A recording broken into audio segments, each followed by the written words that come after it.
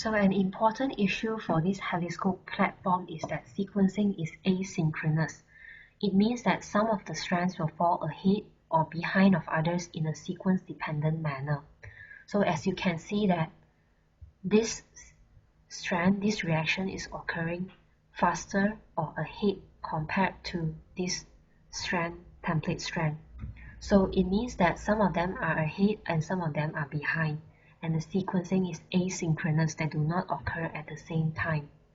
So some strands will fall ahead or behind of others in a sequence-dependent manner. So this platform is actually similar to the 454 platform. So for this incorporation versus non-incorporation, the error type would be very similar to 454 platform, which is insertion and deletion instead of substitution. So again, for this Heloscope, there's no terminating moiety, which means that that happen at the same time and there's no stopping. So no terminating moiety is present on the labeled nucleotides, therefore homopolymer runs are also an important issue for Heloscope. However, because single molecules are being sequenced at a time, so this problem can be limited by the rate of incorporation events. So the advantages of Heloscope is that they have rather high accuracy, which is improved, right? Okay. So there are advantages and disadvantages associated with the 5 platforms, as you can see from the table here. So far, we have already discussed these 5 platforms. We have 454, the first one, which is using emulsion PCR and pyro sequencing. Okay, so for this one, their error rate would be insertion deletion indels, and their read length is the longest compared to the other platforms.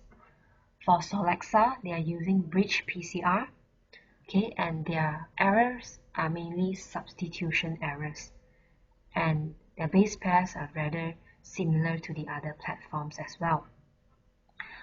Okay, the rest, it would be like, for example, Solid and Pollinator. They are similar, they are using emulsion PCR, but they are using ligation by sequencing. They are using the ligase method, dinucleotide or two-base encoding method.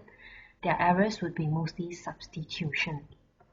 And for Heloscope, it is a single molecule sequencing methods, and they are using the asynchronous extension methods, only one nucleotide at a time, which is quite similar to 454. And again, their error rates is more prone to deletion, which is quite similar to 454 as well. So you can look at this last slide here to compare all the different platforms. So for example, 454, they are using the emulsion PCR, right, and the pyro sequencing chemistry. As you can see, they have longer read lengths and they are more suitable for de novo assemblies and metagenomics. Okay, for those which has shorter read lengths, for example 50, 26, 32, they are mostly used for resequencing or variant discovery.